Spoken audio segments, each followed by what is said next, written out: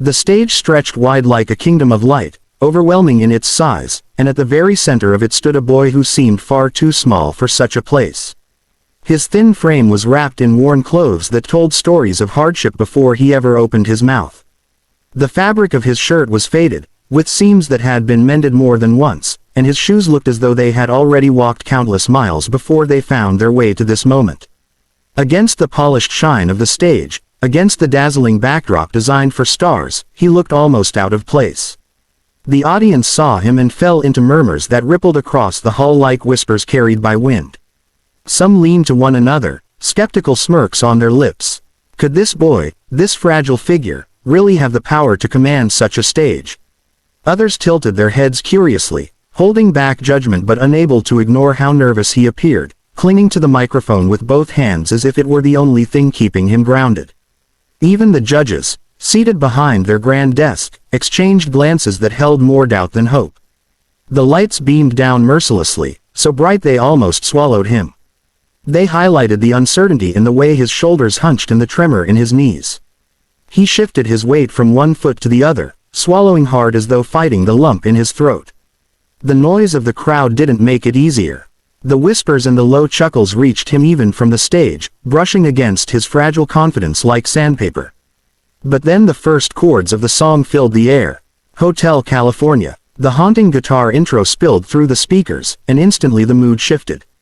It was as if the melody itself had reached out and reminded the boy why he had come, why he had braved the lights and the eyes of strangers.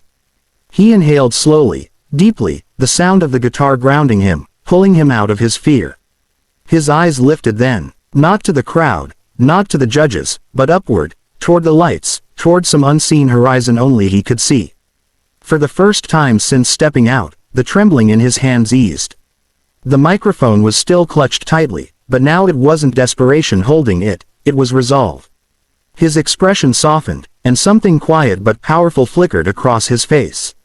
The audience noticed the change. Their murmurs softened into silence as curiosity grew.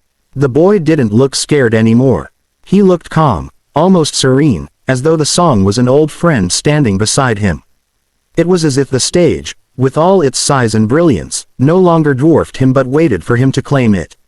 In that pause before his first note, time seemed to stretch. The judges leaned forward slightly, their pens and papers forgotten, their skepticism beginning to waver under the strange sense that something important was about to happen. The crowd held their breath, unconsciously preparing for either disappointment or surprise. The boy's lips parted just slightly as he prepared to sing, his chest expanding with one steady breath. His shoulders, once tight with nerves, loosened as though he had decided that whatever happened, he would give everything he had. This was not just a performance for him.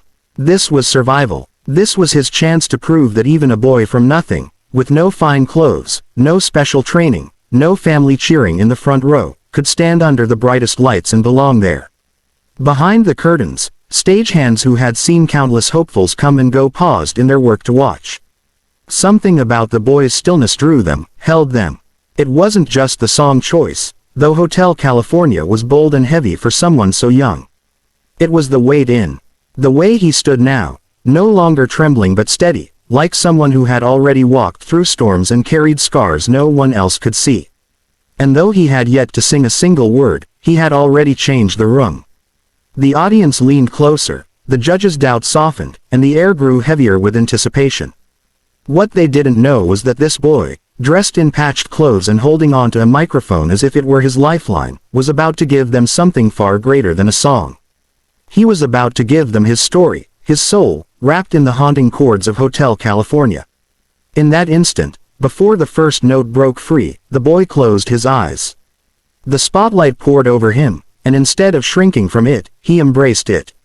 Every moment of loneliness, every night he had sung quietly to himself in the dark, every dream of being heard, it all condensed into this one breath, this one chance. He stood a little taller, the calmness deepening, and when his lips finally parted again, the world braced itself for the sound of a poor boy daring to become unforgettable. The first word left his lips, and the hall was instantly transformed.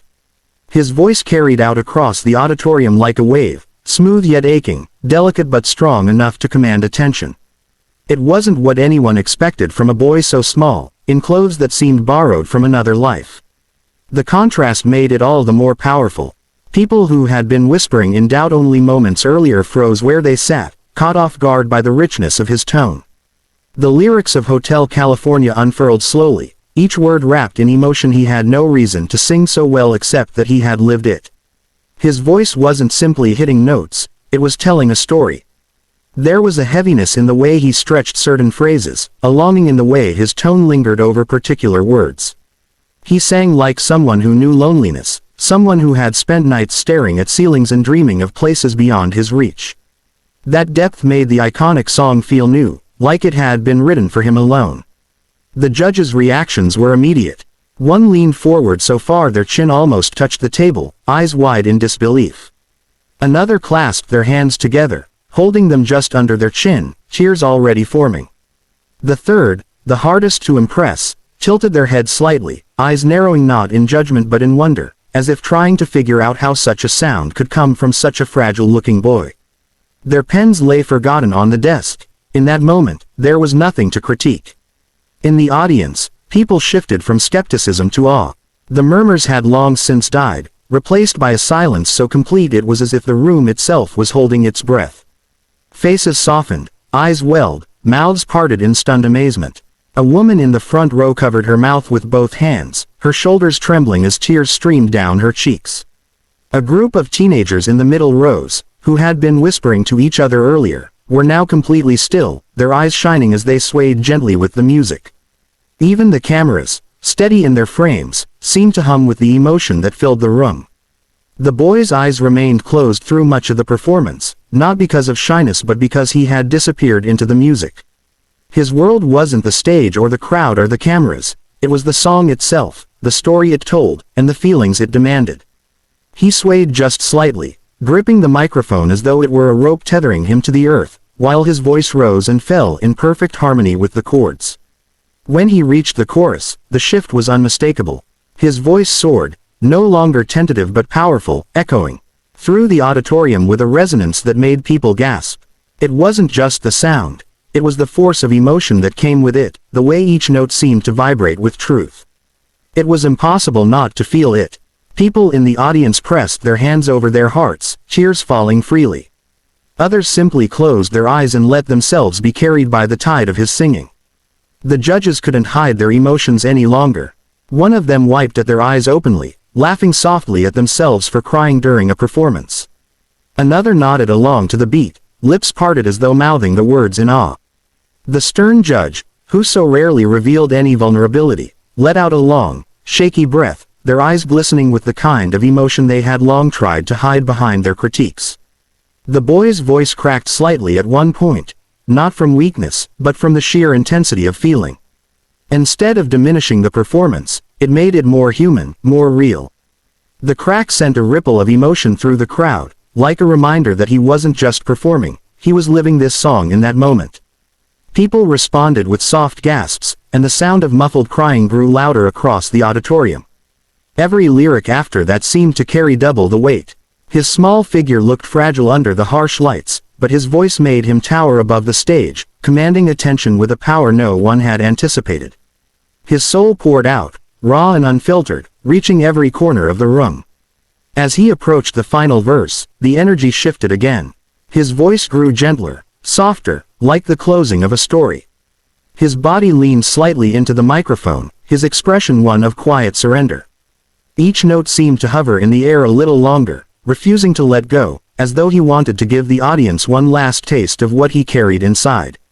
By the time the final line left his lips, the audience was undone. The moment the note ended, silence filled the auditorium again, but this silence was different. It wasn't uncertainty anymore, but reverence.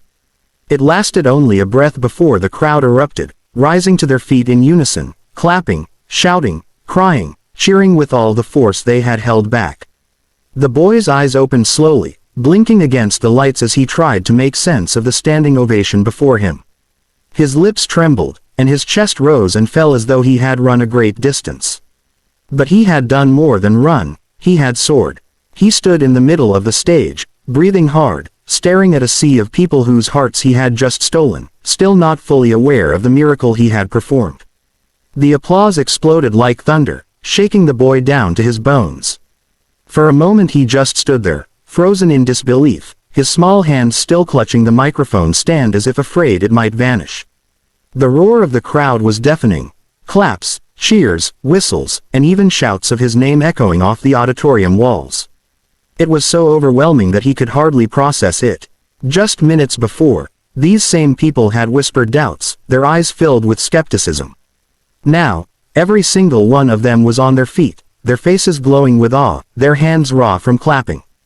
Golden light from the stage rigs bathed the scene in warmth, making the confetti-like tears streaming from countless eyes glisten. The boy blinked, stunned, as his gaze swept across the endless rows of people standing for him. It didn't feel real. His chest heaved, his breath short and uneven, because this wasn't something he had ever imagined.